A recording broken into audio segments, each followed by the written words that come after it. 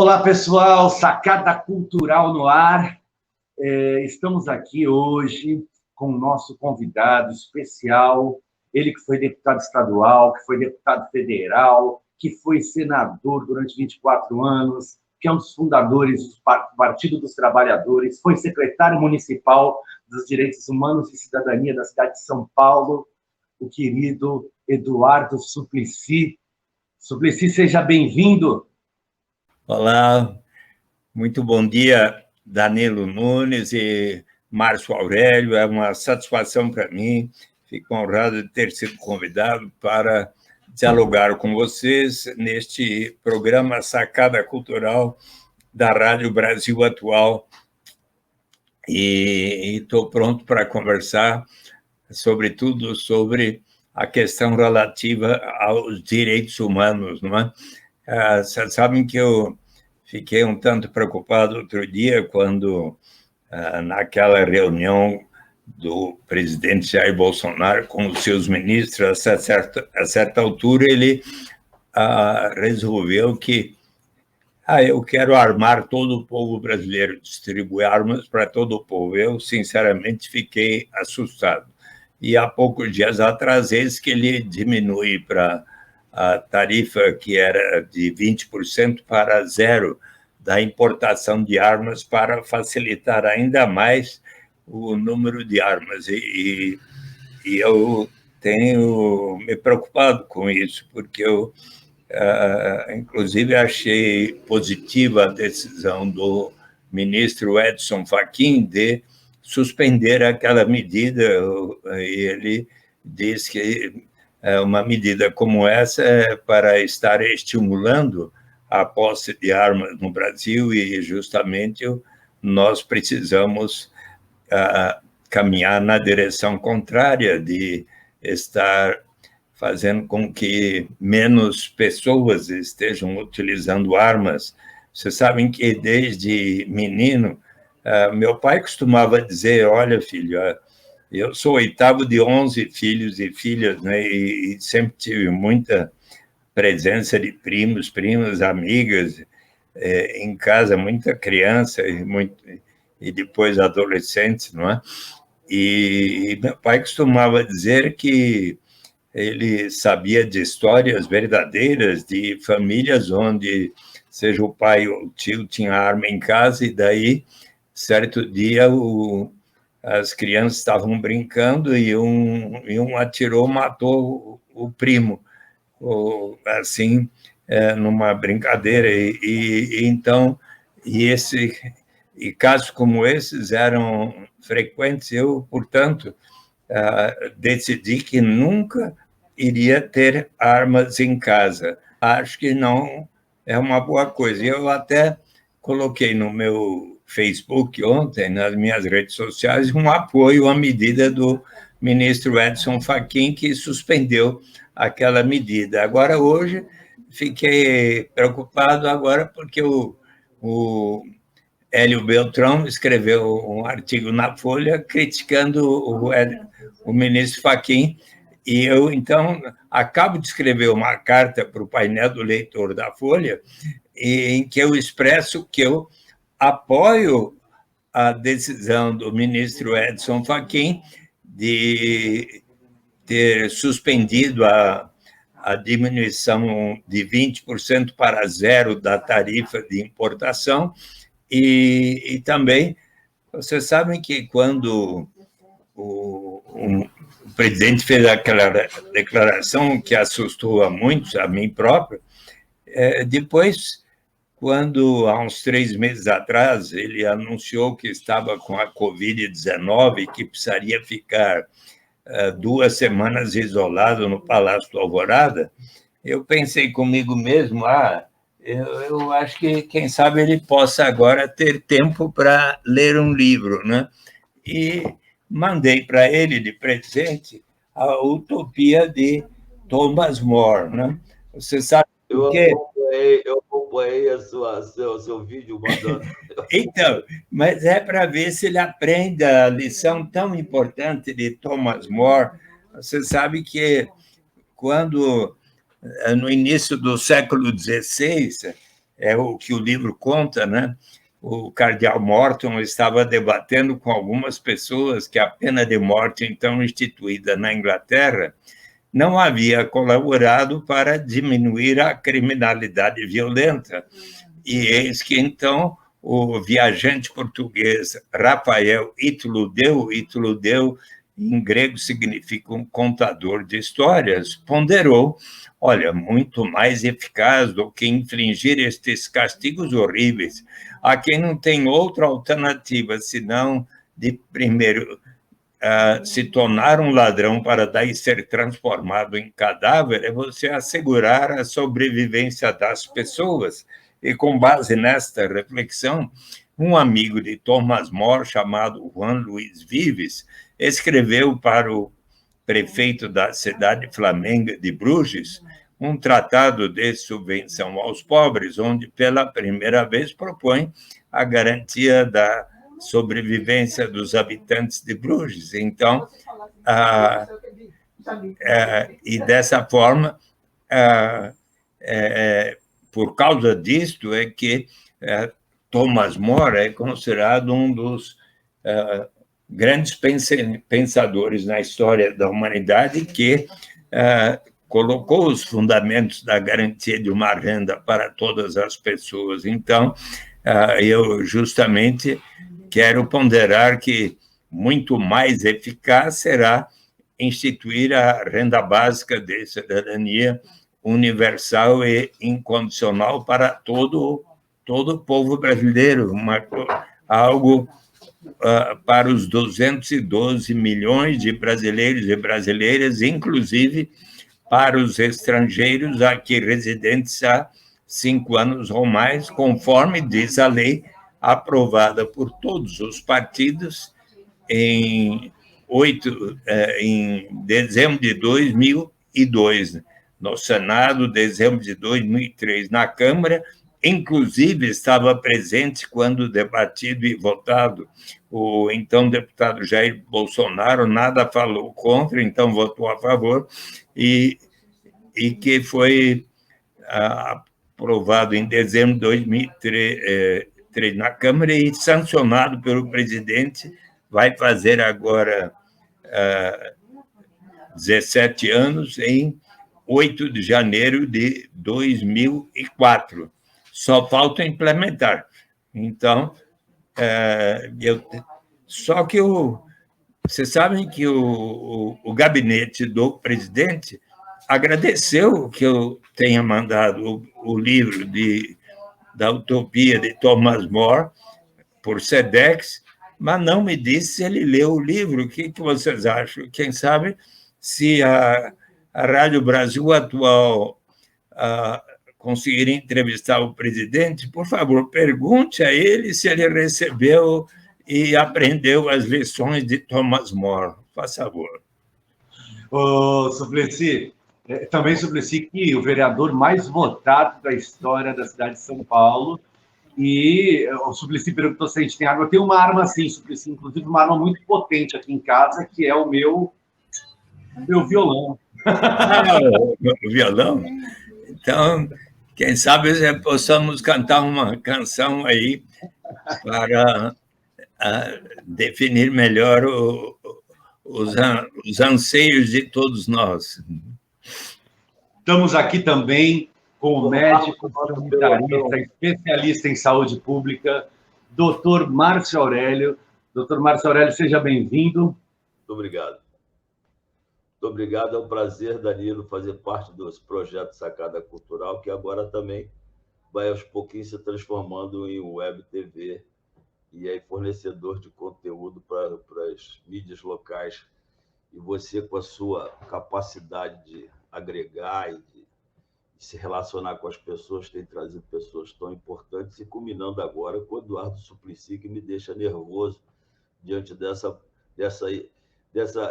possibilidade de falar diretamente com o que eu chamo de senador, porque eu sempre votei no senhor como senador e, para mim, vai ser eternamente senador. Isso é uma alegria muito grande. E eu fico, assim, bebendo na sua fonte, né? No todo o seu trabalho, quando você fala em Thomas More, quando você fala no seu livro, nesse livro e todo o seu trabalho em relação à transferência de renda básica e distribuir essa renda, gerando riqueza para a população. Me lembro de Maricá e também me lembro de Niterói, que vem fazendo um trabalho maravilhoso. Eu estive semana passada, tenho estado com o Joaquim Melo. O Joaquim Melo, ele está lá trabalhando no Banco Mumbuca. Me parece que tem sido um exemplo de trabalho galgado aí na sua expectativa, em todo o seu trabalho, né, senador Suplicy, a respeito do Mumbuca em Maricá. Sim, trata-se de experiência inovadora muito importante, aquela que João Joaquim de Mello iniciou em Fortaleza. Você sabe que há muitos anos atrás, a Fortaleza, que tem praias tão belas, né? Havia um bairro em frente ao mar, numa das praias muito bonitas, que era uma favela. E a prefeitura achou que era o caso de transferir aquela favela para um lugar mais distante, e assim foi formado o bairro Palmeiras. E havia um jovem que estava se preparando, acho que, para ser sacerdote e assim, muito ligado à teologia da libertação, que estava vivendo naquela favela, e ele observou que as pessoas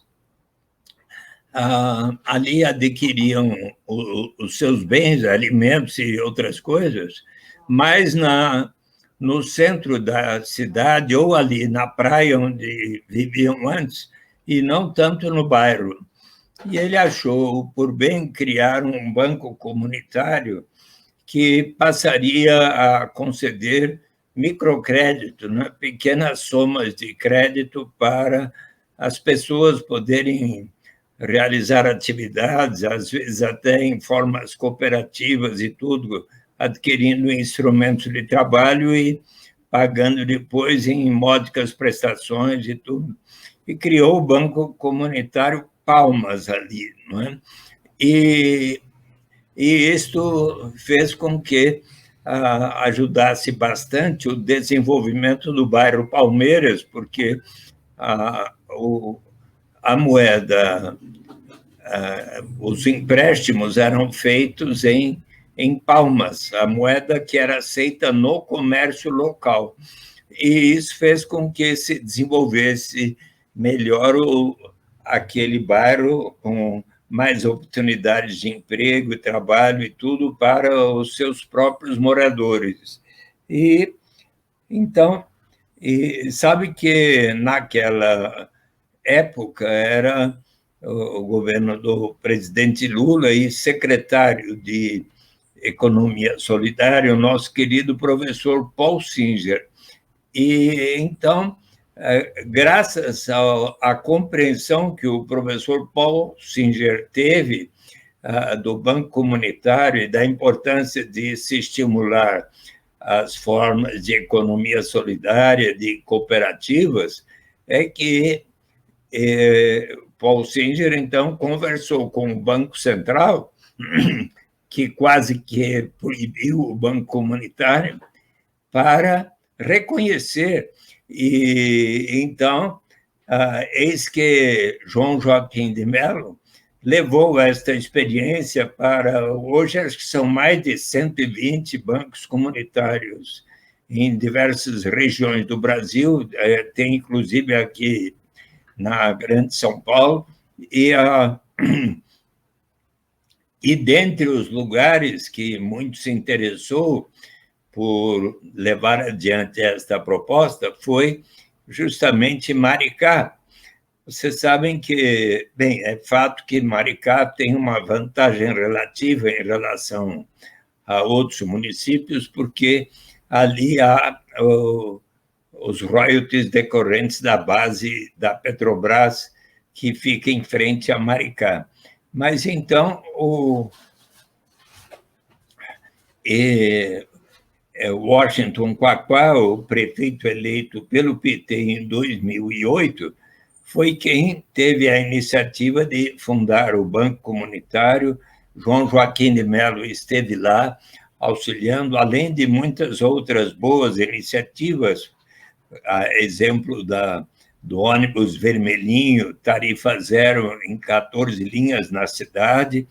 Eles melhoraram muito, construíram creches, melhoraram as escolas de ensino fundamental e médio para tempo integral e melhoraram reformaram o hospital, as unidades básicas de saúde, assim por diante, e, inclusive, resolveram construir um hospital moderno muito bonito que se chama Dr. Ernesto Che Guevara, que foi inaugurado há cerca de 3, 4 meses, e que, inclusive, nesse tempo de pandemia, tem atendido a pessoas doentes dos municípios vizinhos. E vocês sabem que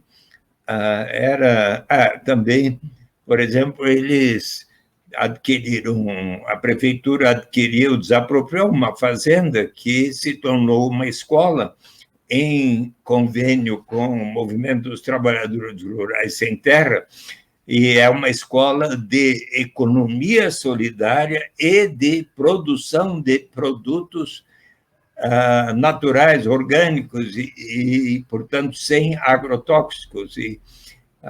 Então, outra iniciativa importante, tanto de promover economia solidária, quanto de produtos naturais que fazem bem à saúde, não é?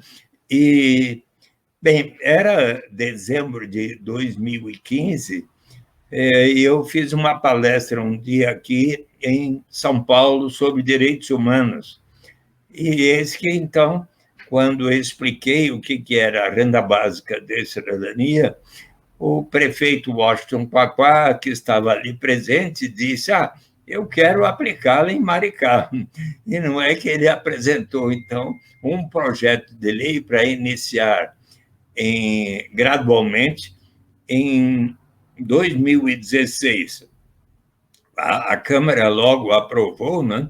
Em 2016 começou com 10 mumbucas, ou reais por mês. Mumbuca é o nome do rio que cruza a cidade, cada mumbuca equivale a R$1.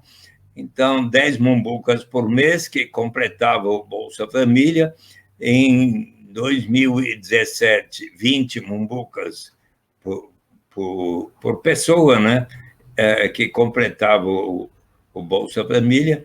Quando chegou dezembro de 2019, 1/4 da população, todas aquelas pessoas que pertencem às famílias que recebem até 3 salários mínimos mensais, elas passaram a ter o direito de receber 130 mumbucas por mês, por pessoa, e agora, a partir da pandemia, isso aumentou para 300, então, 300 mumbucas por mês por pessoa nestas famílias.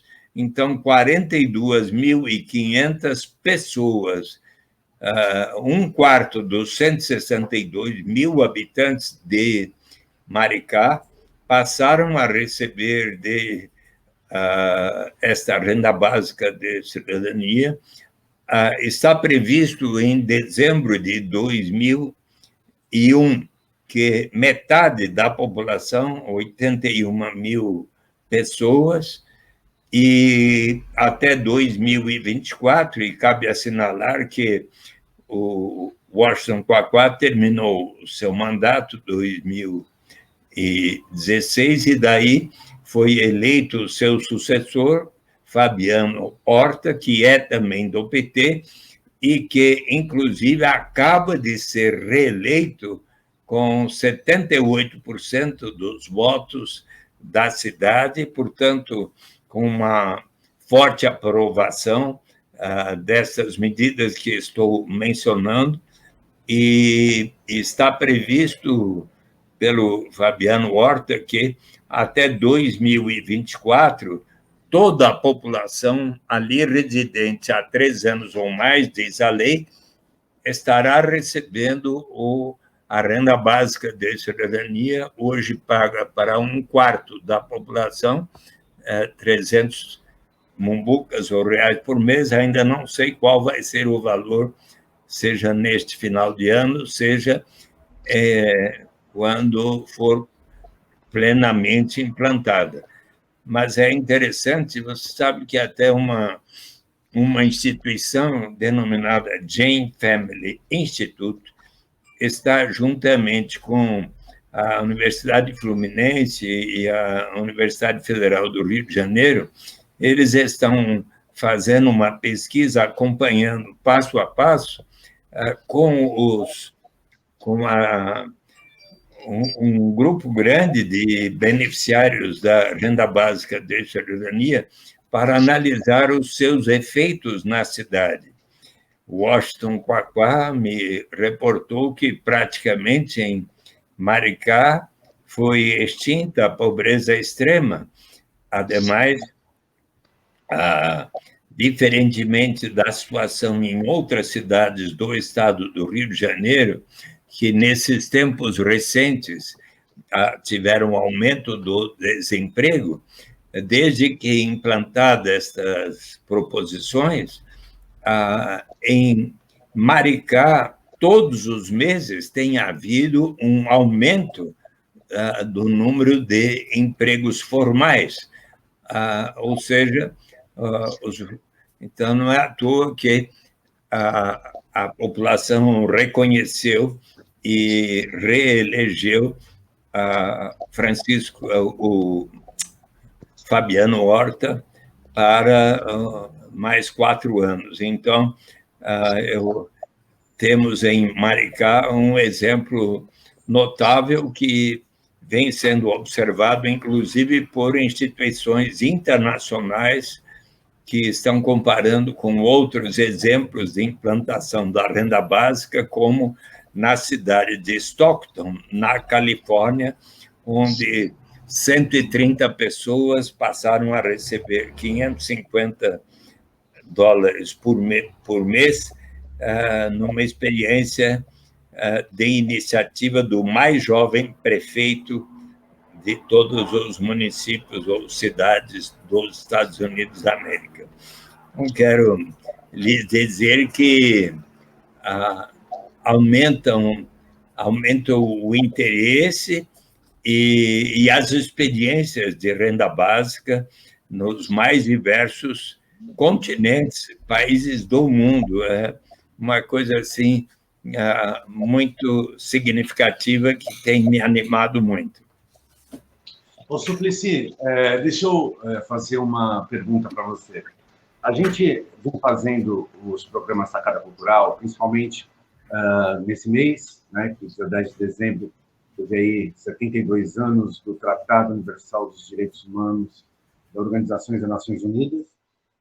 Aí a gente vem conversando com diversas pessoas sobre a questão dos direitos humanos, né? Tanto no mundo quanto especificamente aqui no nosso país, no Brasil, que a gente vive um momento delicado em diversos sentidos, em diversos aspectos.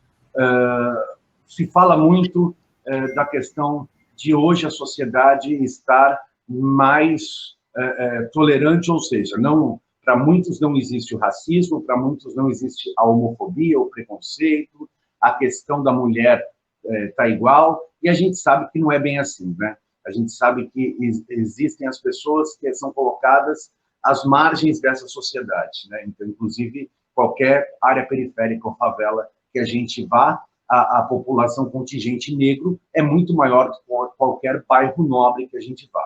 Eu queria que você falasse um pouco para a gente sobre a questão de como que você enxerga os direitos humanos hoje, tanto no mundo, quanto especificamente aqui no nosso país, no Brasil, tendo em vista toda a situação que a gente vem vivendo.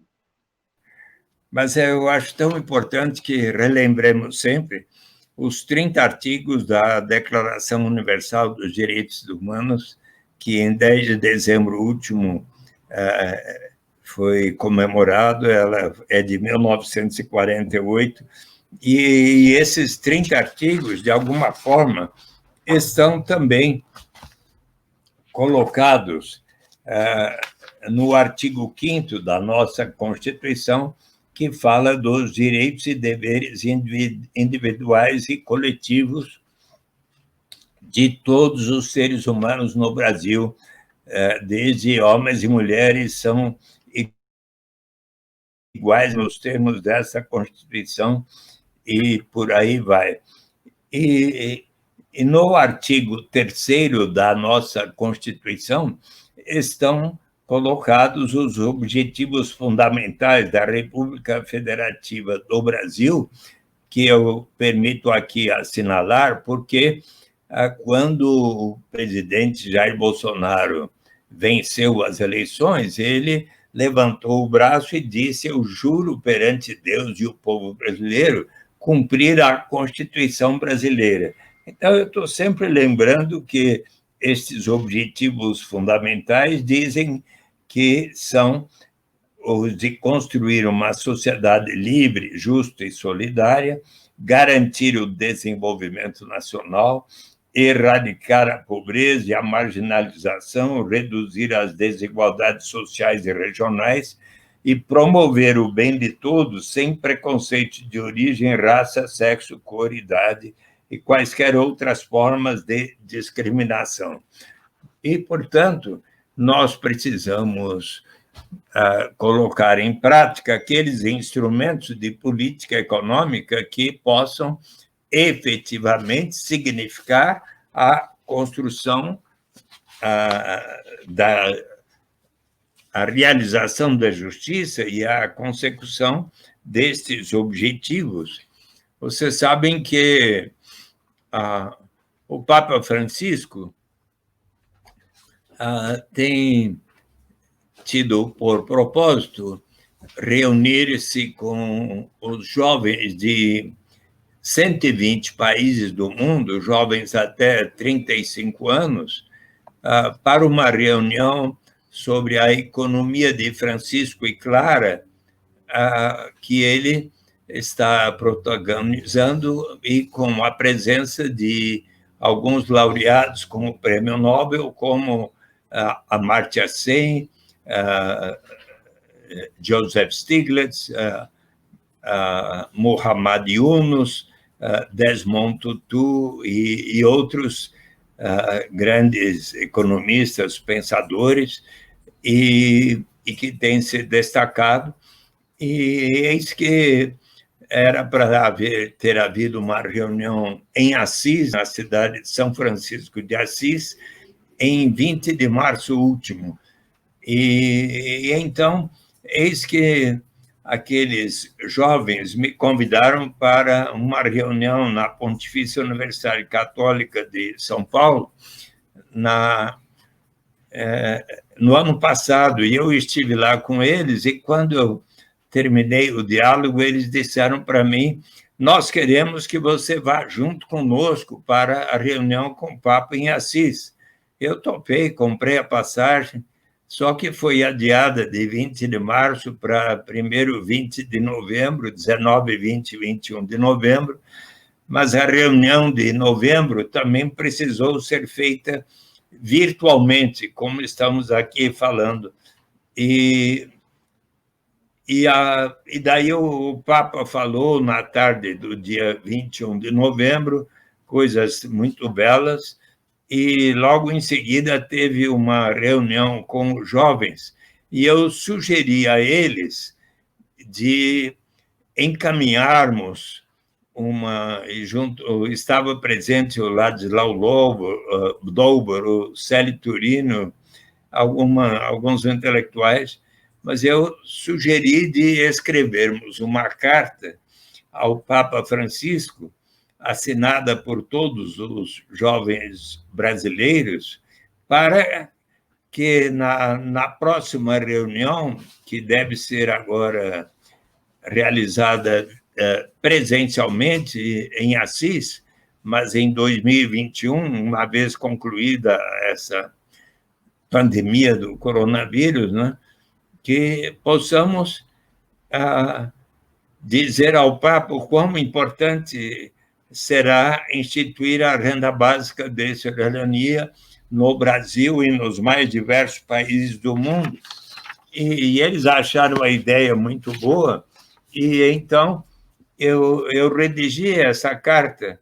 Se vocês acharem por bem, eu posso até lê-la aqui para vocês. Tá bem? Faz favor, por favor.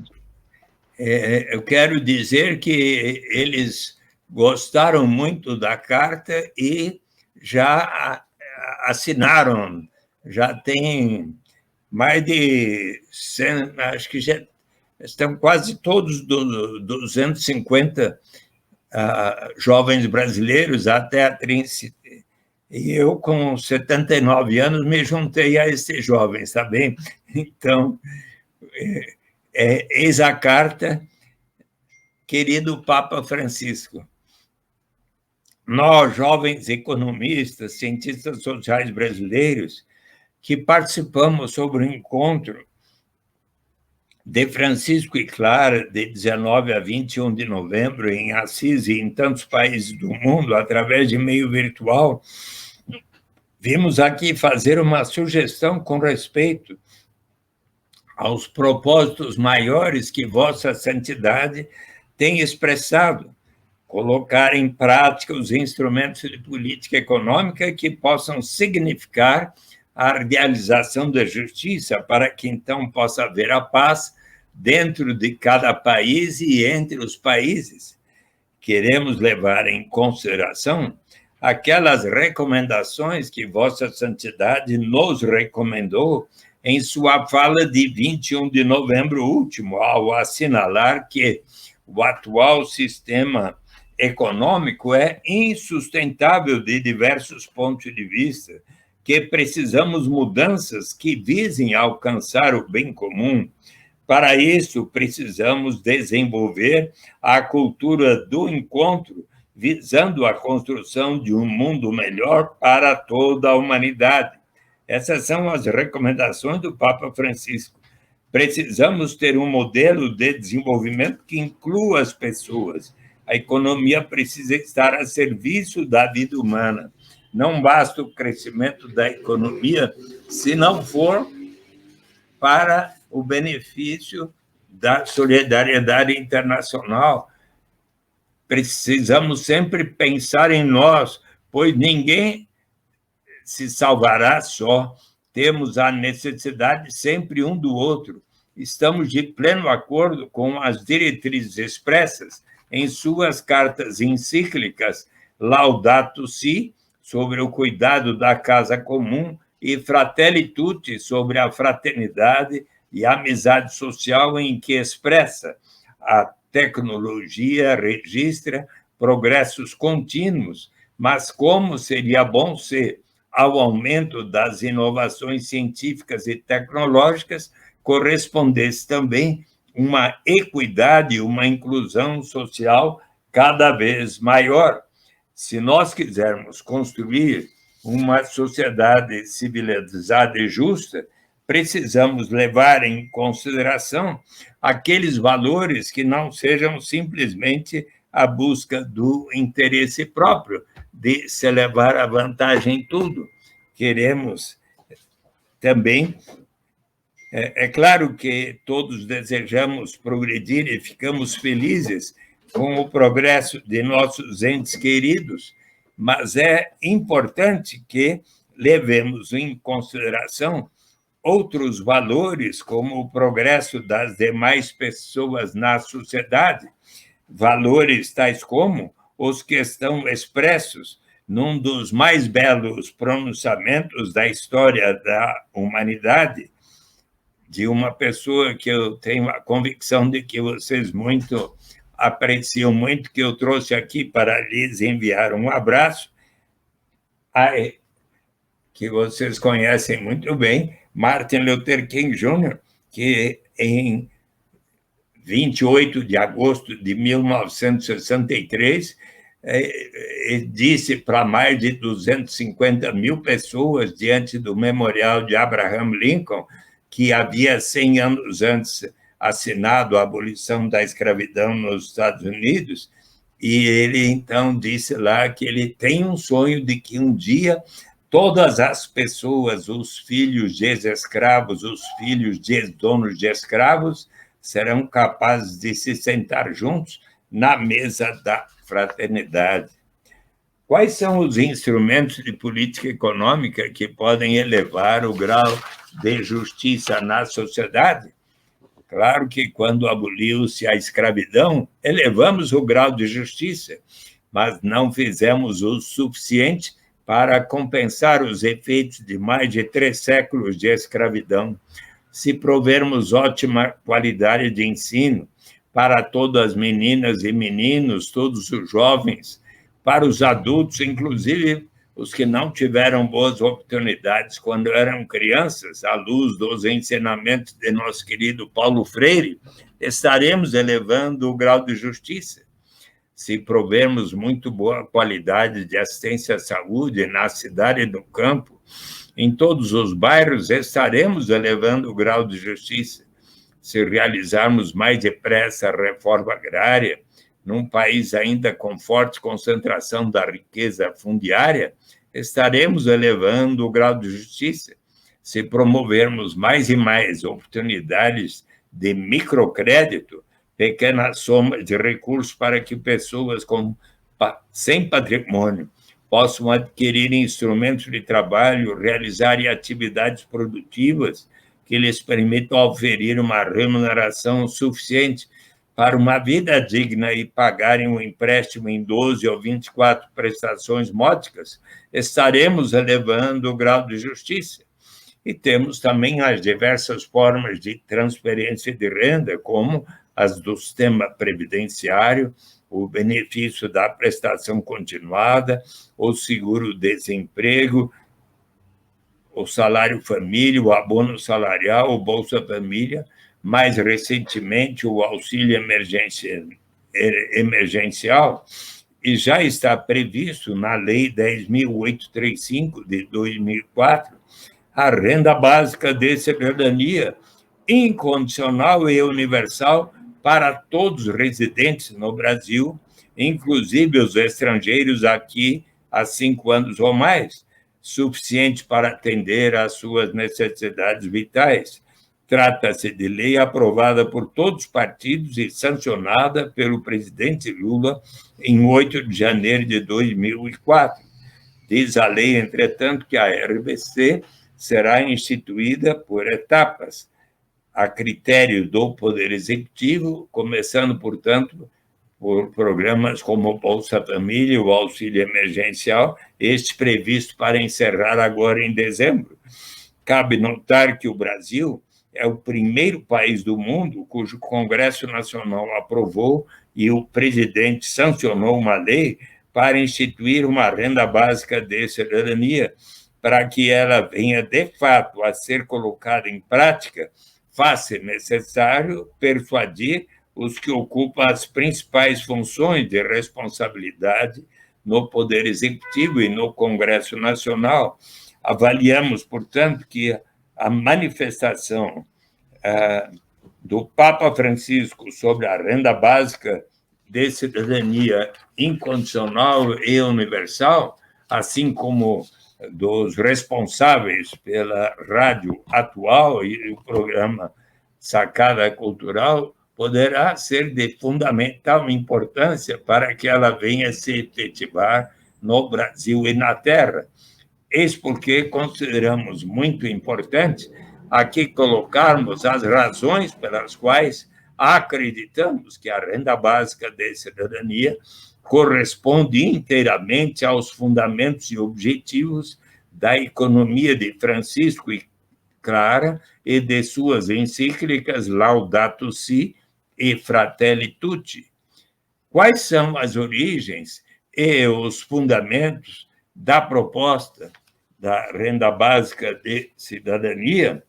O meu livro chama-se Renda de Cidadania, a saída pela porta, para lembrar do ensinamento 520 anos antes de Cristo do mestre Confúcio, no livro das explicações e das respostas, quando ele observa que a incerteza é ainda pior do que a pobreza, e pode alguém sair de casa senão pela porta.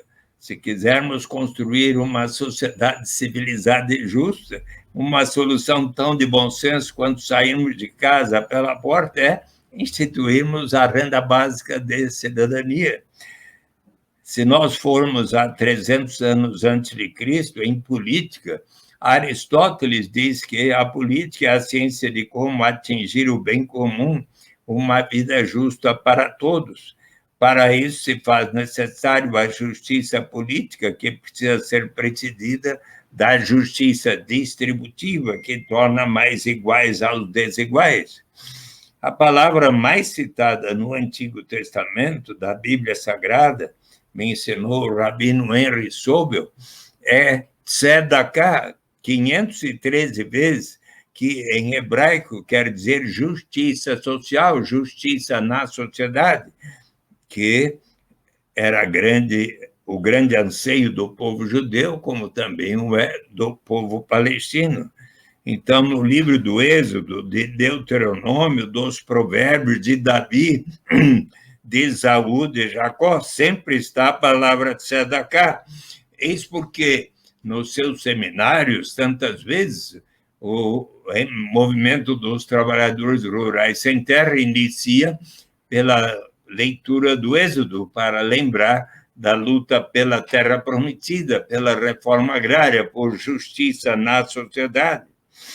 No Novo Testamento, nos Atos dos Apóstolos, está que eles venderam e juntaram todos os seus bens, passaram a viver em comunidade, de modo a cada um poder receber de acordo com as suas necessidades. Nas parábolas de Jesus, como a do Senhor da Vinha, ele conta que o Senhor da Vinha contratou inúmeros trabalhadores ao longo da jornada, na primeira, na segunda, até a última hora do dia. Com cada um combinou que ambos consideravam justo.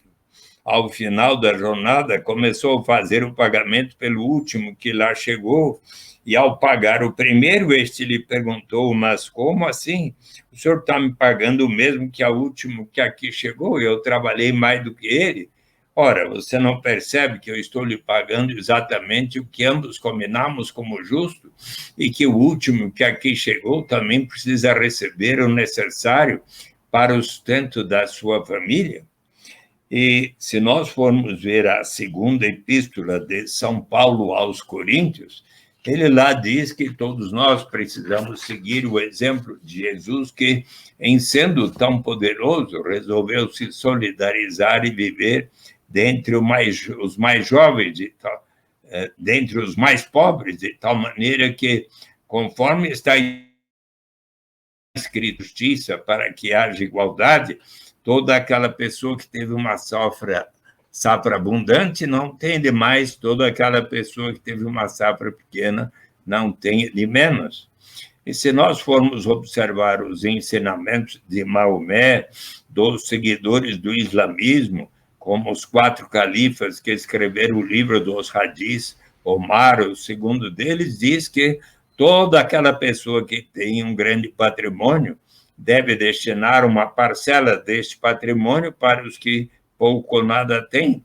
E se olharmos para os ensinamentos do budismo, como de Dalai Lama, uma ética para o novo milênio, ele diz: se for para admitir o consumo tão suntuoso dos mais ricos, nós precisamos antes assegurar a sobrevivência de toda a humanidade. Podemos seguir um pouco mais adiante na história e nos encontrarmos no século XVI com aquele que foi canonizado santo pela Igreja Católica em 1935, ao tempo do Papa Pio XI, e que em 2000 foi proclamado como patrono dos políticos e dos governantes por sua alta estatura moral e ética pelo Papa João Paulo II. Justamente eu já lhes falei de Thomas More, que publicou a Utopia em 1516. E se formos um pouco mais adiante na história, vamos encontrar Thomas Paine, um dos mais importantes ideólogos das revoluções americana e francesa, que também fundamentou o direito à renda básica em Justiça Agrária, escrita para a Assembleia Nacional da França, em 1795, ele explica que a pobreza era causada pela civilização e a instituição da propriedade privada, pois ali na América, onde ele havia vivido antes da independência, não enxergara tamanha pobreza e destituição como nas vilas e cidades europeias de então, porque na América a propriedade era comum dentre os índios.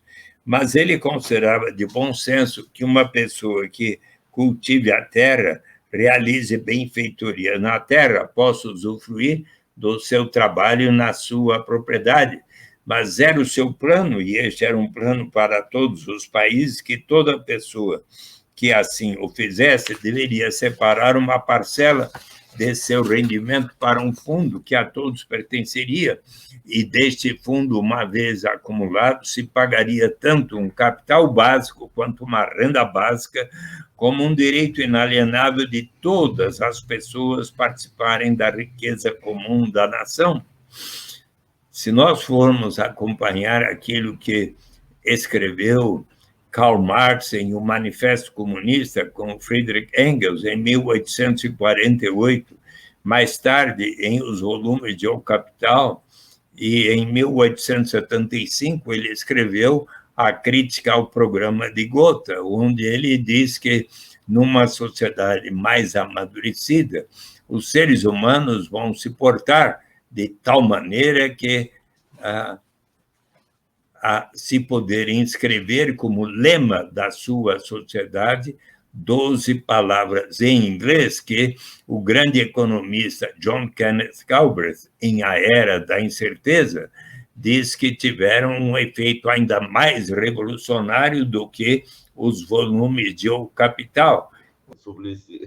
From each according to his capacity, to each according to his needs. De cada um de acordo com a sua capacidade, a cada um de acordo com as suas necessidades.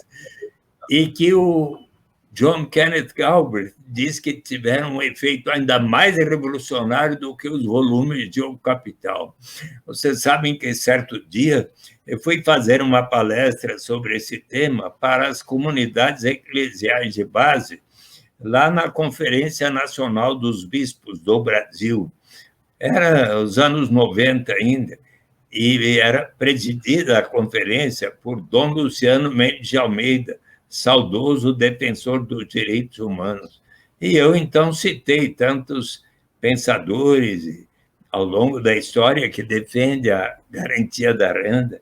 E quando eu citei Karl Marx, no final ele muito carinhosamente me disse: olha, Eduardo, você não precisa citar o Karl Marx para defender a sua proposta, porque ela é muito melhor defendida por São Paulo na segunda epístola aos Coríntios.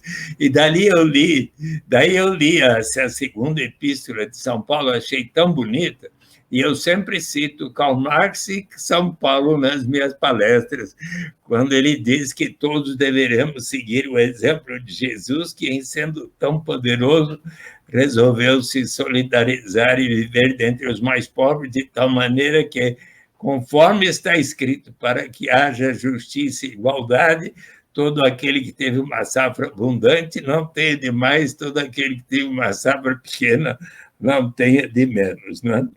Em 1918, sim, em Os Caminhos, se disse... Oi? Também é dita como tendo o autor Allan Kardec, né? É citada muito no Espiritismo, né? A cada um de acordo com a sua necessidade. Certo. É polêmica, né? Muito bem. E em Os Caminhos para a Liberdade, 1918, o Bertrand Russell, numa reflexão sobre o socialismo, o sindicalismo E o anarquismo, ele chegou, depois de analisar essas três ideologias, ele disse: o meu plano é exatamente esse, que cada pessoa tem o necessário para a sua sobrevivência, e daí para frente, cada um vai conseguir aquilo que obtiver por seu talento, esforço, capacidade, criatividade, etc. Mas a ninguém deve ser negado o mínimo para a sua sobrevivência. E daí para frente, no século XX e XXI, um número crescente de filósofos, economistas, cientistas sociais, muitos laureados com o Prêmio Nobel de Economia e da Paz, no mais largo espectro, como George Cole, Lady Juliette Rees-Williams, Denise Mabel Milner, Herbert Simon, John Maynard Keynes, Oscar Lange, Abba Lerner, Joan Robinson, Friedrich Hayek, Milton Friedman, George Stigler, Robert Theobald, John Rawls, John Kenneth Galbraith, James Edward Mead, Daniel Patrick Moynihan, James Tobin, Celso Furtado, Josué de Castro, Martin Luther King Jr., Mark Ferrer, Jay Hammond, Klaus Hoff, Philippe Van Parijs, Vanik van der Borch, Herman Parker, Emma Rothschild, Amartya Sen, Guy Stanning, Cal Polanyi, Daniel Raventós, Walter Van Trier, Ruben Rovolo, Desmond Tutu, Robert Solow, Vernon Smith, Gael Giraud, Daniel McFadden, Muhammad Yunus, Peter Diamond, Christopher Pissarides, Angus Deaton e Esther Duflo e Abhijit Banerjee, que ganharam o Prêmio Nobel no ano passado, todos têm defendido a garantia de uma renda, seja através de um imposto de renda negativo ou de uma renda básica universal. Então, qual é a maior vantagem da renda básica de cidadania? É justamente o grau de dignidade e liberdade do ser humano. Aquela pessoa que, por vezes, não tem outra alternativa senão de encontrar um trabalho como vender o seu corpo ou participar de uma quadrilha de narcotraficantes ou tal, o dia que houver para si e para cada membro da sua família uma renda suficiente para atender às suas necessidades vitais, esta pessoa vai ganhar o direito de dizer: não, agora eu não preciso aceitar essa única alternativa que me surge pela frente, mas que vai ferir a minha dignidade, colocar minha saúde e vida em risco. Eu agora vou poder, graças à renda básica para mim e cada membro da minha família, quem sabe eu possa fazer um curso aqui numa instituição, numa cidade, até que surja uma oportunidade mais de acordo com a minha vocação. E agora é cada vez mais maior o interesse e tem havido boas experiências do pagamento de uma renda igual para toda a população, como, por exemplo, no Alasca, que fez do Alasca passar do mais desigual dos 50 estados norte-americanos hoje para o mais igualitário, e outras experiências de sucesso, como em Macau, que eu visitei, em Otivero, na Namíbia, em Madhya Pradesh, estado da Índia, experiências locais na Finlândia, na Escócia, na Alemanha, na Holanda, em Grenoble, na França, nas vilas rurais do Quênia, que eu visitei no ano passado, agora em Maricá e em Stockton, e assim por diante. Então, os brasileiros que estamos acompanhando o encontro sobre a economia de Francisco e Clara, consideramos que será de fundamental importância para o Papa Francisco expressar a sua avaliação sobre a renda básica de cidadania e recomendar ao governo brasileiro e a de outros países do mundo para que venham a implementar a renda básica de cidadania. E, então, eu gostaria de lhes informar que tive uma notícia muito positiva o livro do Papa, na semana passada. Não, não é essa. Pois eu ganhei de presente da minha querida Mônica Dallari o último livro do Papa Francisco. Você já tem conhecimento? Vamos sonhar juntos o caminho para um futuro melhor. Vocês já chegaram a conhecer esse livro? Não, não li ainda, mas está na minha fila. Acaba de ser publicado pela Intrínseca. E então eu, na mesma noite que recebi, fui lendo até o final, e quando cheguei na página 143, eis o que diz o Papa Francisco.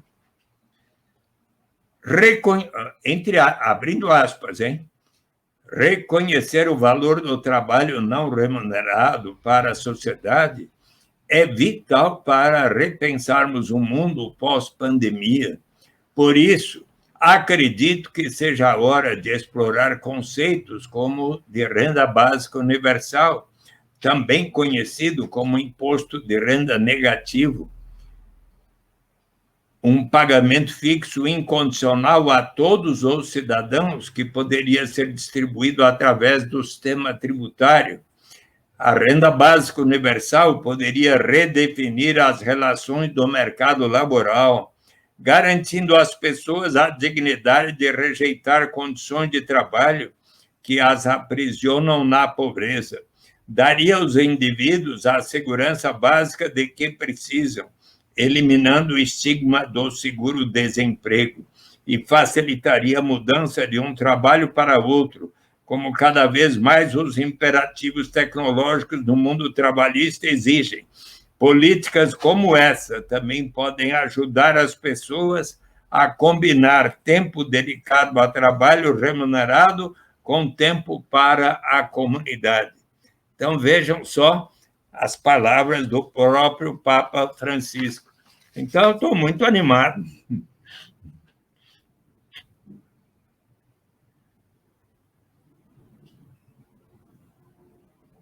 Vocês estão sem o microfone. Márcio? Deixa-me fazer aqui uma colocação, agradecendo a leitura da carta do e as referências que ele faz nelas, referências teóricas, né? E a sua prática política militante também. É muito bom saber que existiu Mohamed Yunus, né? É o cara que transformou milhares de pessoas em Bangladesh, é uma das suas referências. E Célio Turino, que nós, semana passada, o entrevistamos aqui, também está completamente envolvido na economia de Francisco de Clara. E lembrando que ontem, dia 15, foi o Dia Nacional da Economia Solidária. Sim.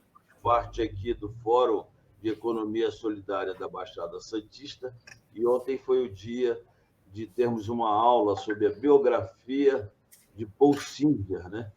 Certo. O pai da economia solidária. E quando a gente fala em cooperativa solidária, a gente fala em moeda social, banco solidário, transferência de renda, nós estamos falando praticamente a mesma coisa, ou seja, garantir uma renda mínima e que as pessoas possam ter dignidade.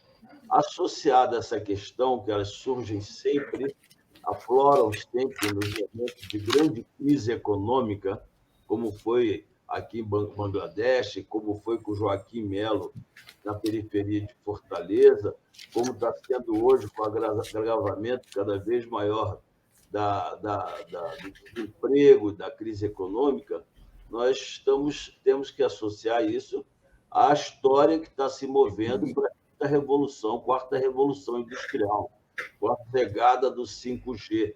Ou seja, hoje você tem 10% da mão de obra do sistema bancário humana, o resto é automatizado, informatizado.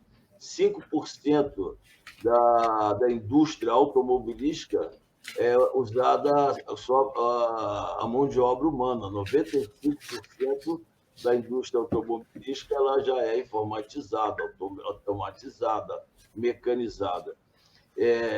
Essa proposta da renda básica ela é fundamental para garantir a sobrevivência das pessoas nesse momento de transição e de instalação de uma nova e mais intensa e concentrada tecnologia de 5G, que vai mudar nossos parâmetros de vida.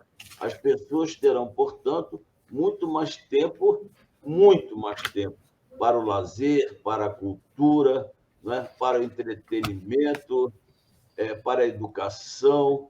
E isso, naturalmente, o Estado vai ter que promover essa distribuição desta renda para que todos tenham uma vida, naturalmente, de acordo com as suas necessidades. Não é isso, professor? Com toda certeza, caro Márcio Aurélio, eu quero até aproveitar para lhe informar que eu estou em diálogo com os secretários do Trabalho da Secretaria da Casa Civil para que logo possa ser apreciada e votada, se possível ainda nessa última semana de trabalhos legislativos na Câmara Municipal, o projeto de lei que cria a Lei Paul Singer, Marco Regulatório Municipal da Economia Solidária, que cria a política e os temas municipais de economia solidária, institui o Fundo e o Conselho Municipais de Economia Solidária. Então, numa homenagem ao querido professor Paul Singer, eu apresentei esse projeto para justamente estar estimulando mais e mais a economia solidária, as formas cooperativas de produção, sejam aquelas dos catadores de material reciclável, seja de cooperativas, por exemplo, de migrantes que, por vezes, têm dificuldade de obter trabalho e emprego na cidade, mas formando cooperativas aumentam a possibilidade e assim por diante. Então, com toda a afinidade, eu quero também saudar o Dia Nacional da Economia Solidária e a nossa homenagem ao querido professor Paul Singer. Suplicy, a gente vem, nesses tempos, muitas coisas começaram a se aflorar, né? De uns tempos para cá, de uns anos para cá, muitas coisas começaram a serem pautadas, serem colocadas em prática, como é o caso da economia solidária, muitos cursos se abriram, muitas palestras, muitos diálogos, como é o caso da economia circular, como é o caso da economia criativa, turismo de base comunitária, ou seja, formas e aspectos que vão mexendo com a economia, com a renda, criando novas perspectivas, novas alternativas, principalmente para comunidades, para locais, por exemplo, a comunidade da cultura caiçara, que está presente do sul do Rio de Janeiro, norte do Paraná, pegando toda a faixa do litoral paulista e Vale do Ribeira. Comunidades que passaram um processo de especulação imobiliária e foram desapropriadas de suas terras. Uns resistiram e ficaram, e até hoje eles enfrentam esse problema. Então, junto com isso, a gente tem aí, recentemente, nesse ano inteiro, praticamente, esse processo da pandemia, né? Toda essa história da pandemia, o que nos mostrou, não agora, mas já havia mostrado, né, novas ferramentas de interações sociais. A própria globalização já mostrava para a gente, já apontava esse caminho da tecnologia, da web, das redes sociais, da interação social. Só que com a pandemia isso se intensificou. Então, você junta tudo isso e você começa a criar novas formas de comunicação, novas possibilidades. Como que você enxerga isso, Suplicy, na atualidade, todo esse processo da pandemia, essa intensificação, se intensificou essa questão das ferramentas de interação social da web e tudo isso que vem se discutindo de economia solidária, economia criativa, economia circular, turismo de base comunitária, que são novas possibilidades e novos caminhos. Prezado Danilo, eu acho fundamental que, inclusive, às vezes é justamente em épocas de crise que surgem transformações e modificações, como aconteceu durante a Grande Depressão, quando houve a, a, a ação do presidente Roosevelt para enfrentar a Grande Depressão, e naquela oportunidade economistas como John Maynard Keynes mostrou que era necessário, sim, realizar ações que viessem a dinamizar a economia. E você sabe que John Maynard Keynes também escreveu sobre a sua visão para os nossos netos e também escreveu publicações. Por exemplo, em 1939, ele escreveu um artigo para o The Times denominado How to Pay for the War, como pagar pela guerra que iriam enfrentar contra a Alemanha, o Japão e tal.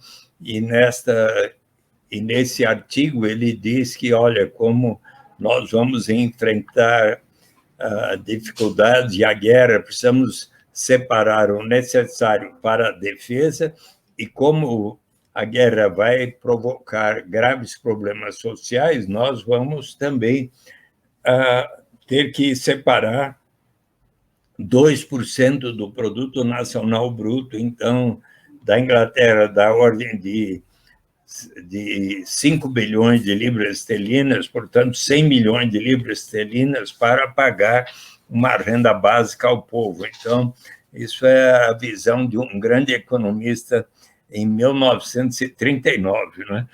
E, então, eu acho que nós precisamos pensar, inclusive, do ponto de vista da humanidade toda, né? Eu fiquei muito preocupado quando o presidente Donald Trump, acho que foi já há algum tempo, pediu que o Congresso norte-americano autorizasse a ele a gastar 50 bilhões de dólares para a construção do muro que separe os Estados Unidos do resto da América Latina, do México e de todos nós, né? E fiquei realmente preocupado e fiquei pensando, mas como assim? Como é que o presidente de um país que tanto quer que haja a livre movimentação dos capitais para que eles possam fazer investimentos nos mais diversos países do mundo, que querem exportar os seus bens e serviços para todos os países do mundo, vem agora querer limitar a liberdade de movimento dos seres humanos, não é? E lembrei que, quando houve o governo de Ronald Reagan, vocês lembram que o seu mais famoso discurso foi justamente às portas de um muro, do Muro de Berlim, ao lado do chefe de Estado da União Soviética, Mikhail Gorbachev. Então, naquela oportunidade, diante de uma multidão e do Muro de Berlim, o Ronald Reagan disse o seguinte: Mr. Gorbachev, se o senhor quiser efetivamente promover a paz na Europa Oriental e na Europa Ocidental, then you turn down this wall. Então, o senhor derrube este muro. Ora, lembremos daquilo para ver o absurdo de Donald Trump. Então, veja o absurdo, porque eu fiquei pensando que muito melhor seria se Donald Trump colocasse aqueles 50 bilhões de dólares num fundo permanente das Américas e convidasse o Brasil e todos os países dos 3 continentes, América do Norte, Central e do Sul, para contribuir com este fundo e aí seguir o exemplo daquilo que existe tão bem sucedido no estado do Alasca.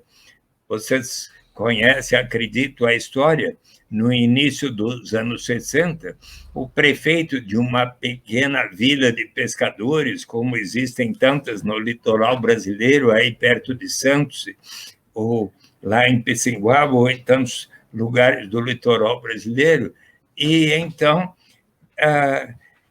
ele estava preocupado porque, ainda que de lá saísse uma grande riqueza na forma da pesca, muitas pessoas ainda eram pobres.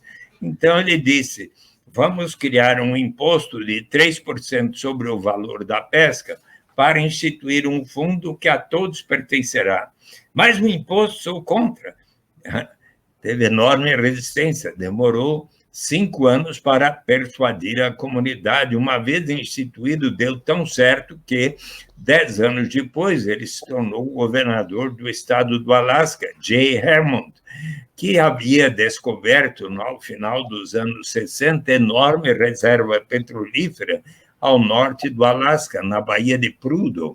Então, ele disse, nós precisamos pensar não apenas na geração presente, mas na vindoura, porque o petróleo, como outros recursos naturais, não é renovável. Vamos separar, pelo menos, 25% dos royalties decorrentes à exploração dos recursos naturais para instituir um fundo que a todos pertencerá. E então ele quis que todos debatessem e votassem. A população do Alasca era de 300 mil, 78 mil disseram sim, 76 mil sim, 38 mil não, 2-1 venceu. E aqueles 25% dos royalties passaram a ser investidos em títulos de renda fixa, ações de empresas do Alasca, contribuindo para diversificar a sua economia dos Estados Unidos, internacionais, inclusive de mais de 200 empresas brasileiras. Nós contribuímos para que isso exista lá, pode ver no Alaska Permanent Fund, empreendimentos imobiliários. E o fundo passou de $1 bilhão no início dos anos 80 para hoje mais de 66 bilhões de dólares. E vamos supor que Danilo Nunes e Márcio Aurélio estivessem vivendo no Alasca um ano ou mais, entre 1º de janeiro e 31 de março, escreveriam: sou Márcio, sou Danilo, resido em tal endereço, eu viajei tal qual motivo, mas estou aqui de volta. Responde por suas crianças até 18 anos, por elas recebe igual para todos. Trabalho aqui na Rádio Atual, não precisa dizer qual a sua remuneração, nem o seu patrimônio acumulado.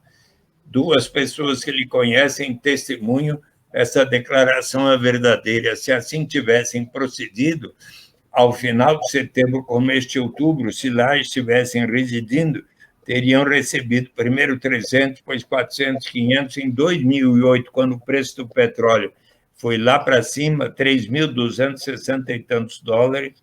No ano passado, 2.609 dólares, 1.609 dólares por pessoa, como direito de todos partilharem da riqueza do estado do Alasca.